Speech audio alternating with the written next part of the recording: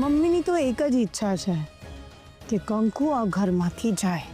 એ ઈચ્છા સૌથી પહેલા પૂરી થશે.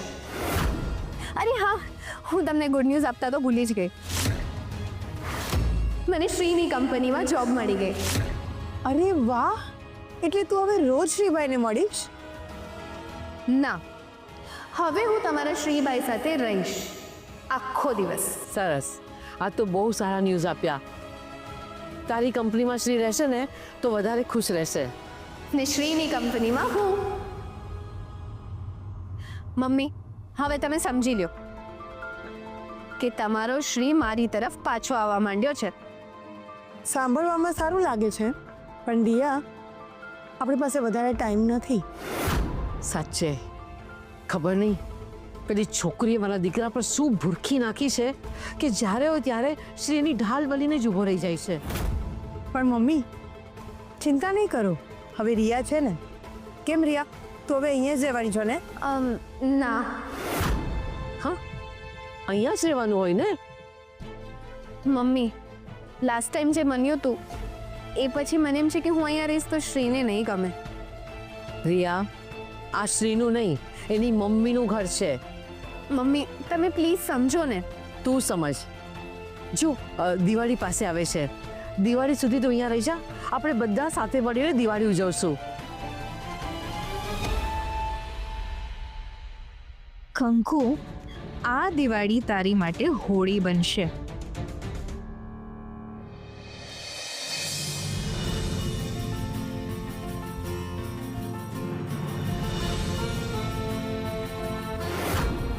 તારા માટે મોબાઈલ. શું કામ આવો ખર્ચો કર્યો? શું કામ એટલે તને ગિફ્ટ આપવા માટે લીધો છે કંકુ. તને ગમ્યો? બહુ એટલે બહુ. અને તમે મારી માટે લાવ્યા ને એટલે વધારે.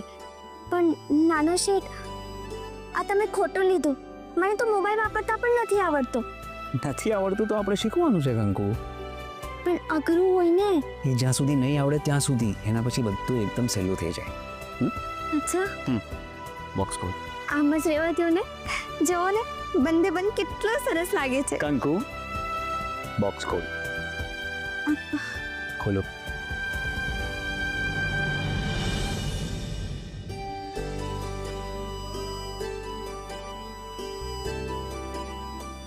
કેવો છે? એકદમ મસ્તીનો. હાથ લગાડવામાં બીક લાગે છે. એટલો હાઈ ક્લાસ. હા, એનો મતલબ એવું નહીં ને કે આપણે એને હાથ નથી લગાડવાનો કંકુ. આપણે આ મોબાઈલને વાપરવાનો છે. નાનો શેઠ, હું સાચું કહું છું. આપણે પાછું દઈ દઈએ ને. ખોટો ખર્ચો છે આ તો. અને દેખાવમાં મોંઘું લાગે છે. આ પડી જશે ને તો તૂટી જશે. હા, તો તૂટી જશે તો બીજો નવો આવશે. વસ્તુ તૂટે તો જ તો બીજી નવી આવે ને કંકુ. હા, ચાલ બેસ બેસ બેસ. જો આ જો, અત્યારે છે ને ફોન ચાલુ છે. અને રોજ રાતે હું એને ચાર્જરમાં મૂકી દઈશ એટલે તું ચિંતા નહીં કરતી. કંકુ, તને વિડીયોઝ જોવાના ગમે છે ને? બહુ. એમાં નવું બનાવવાનું શીખવા મળે ને. તો પછી જો, આપણે આને ખોલ્યું અને પછી આ બધા અલગ અલગ વિડીયોઝ આવ્યા. હા, પછી તું આવી રીતે ઉપર જઈશ ને તો બધા અલગ અલગ પ્રકારના વિડીયો આવશે. અને પછી તું આને એમ પ્રેસ કરશે ને એટલે વિડીયો ચાલુ થશે. તો પ્લે કરું એટલે કે ચાલુ કરું?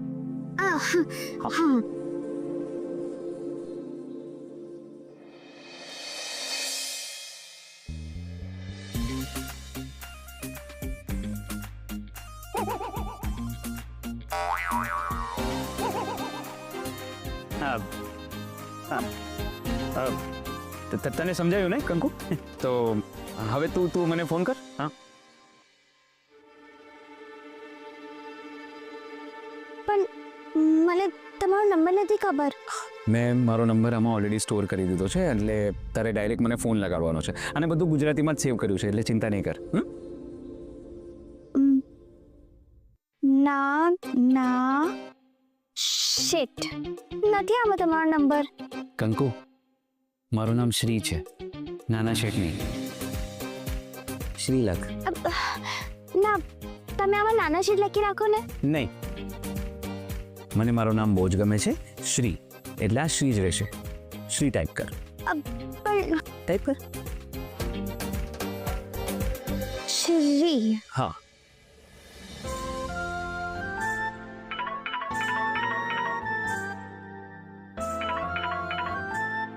હેલો, કઈ બોલ. શું બોલું? આ જ બોલવાનું હતું. જો તો હવે ફોન લગાડતા આવડી ગયો. એટલે હવે તારે જ્યારે પણ મને ફોન લગાડવો હોય ત્યારે બીજા કોઈનો મોબાઈલ નહીં વાપરવાનો. આ મોબાઈલ પરથી ફોન કરવાનો. શું લખવાનું? શ્રી.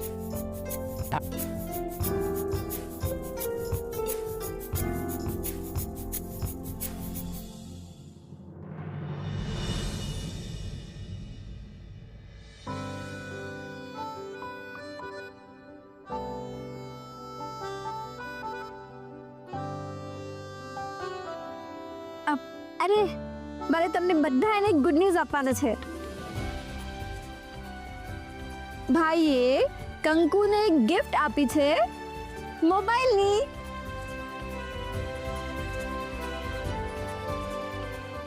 દેવાંગે તો મને સગાઈના દિવસે જ ગિફ્ટ આપી દીધી મોબાઈલની, એ પણ એઠા સફરજનની છાપ પાડો કા. ગિફ્ટ તો એવી આપવાની હોય કે સામેવાળાને ઉપયોગી થાય. સાવ સાચું કહ્યું તમે. કંકુડી મોબાઈલનું શું કરશે? એને તો મોબાઈલ વાપરતાય નથી આવડતો. આવડી ગયો છે ભાભી. ભાઈએ શીખવાડી દીધું છે ને? મને આવડી ગયું? બધુંય નહીં, થોડું ઘણું. બાકી હું અને ભાઈ તો છીએ જ, રોજ રોજ શીખવાડતા જશું. હે ને ભાઈ? એકદમ બરાબર. કંકુ, હવે પીરસાઈ ગયો હોય તો આવીને બેસી જા. હા કંકુ, બેસી જા.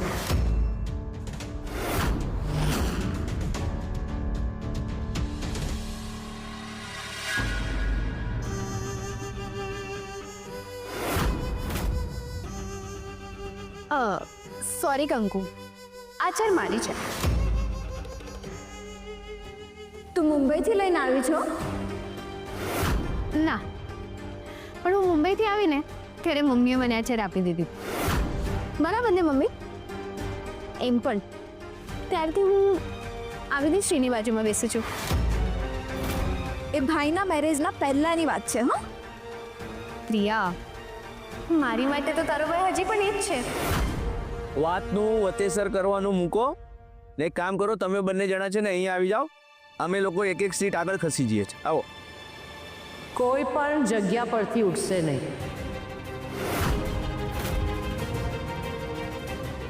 જે જ્યાં બેઠું છે ત્યાં જ બેસશે.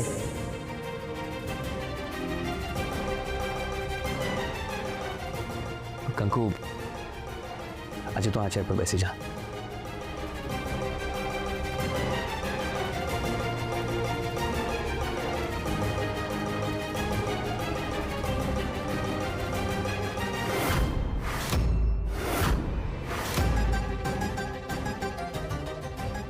તમન્ના, હવે તમને શું વાકડ ચડ્યા? કંકુના, કંકુ અમારી સાથે નહીં બેસે. કેમ? તમે તો કંકુને સ્વીકારી લીધી હતી ને? તમે તો દેરાણી દેરાણી કરતા હતા ને. જ્યોતિ ભાભી, તમે તો કંકુની આરતી ઉતારી હતી ને? નાટક પરથી પડદો ઉપાડી દીધો. ના કાકા, નાટક નહોતું. મેં એને દેરાણી તરીકે સ્વીકારી જ લીધી છે, પણ મમ્મીએ હજુ સુધી કંકુને નથી સ્વીકારી. એ ચારુની અંગત વાત છે તમન્ના બહુ. તમને શું એ નથી? એ જ, હું મમ્મીની સાથે છું. હું પણ ભાભીની ભેગી, એટલે મમ્મીના ભેગી. મમ્મીએ આજ સુધી મારો સાથ આપ્યો છે અને હવે મારો વારો છે. હું મમ્મીને એકલા નહીં છોડું. મારી ઈચ્છા હોય કે ના હોય, પણ હું હંમેશા મમ્મીના જ પક્ષમાં છું.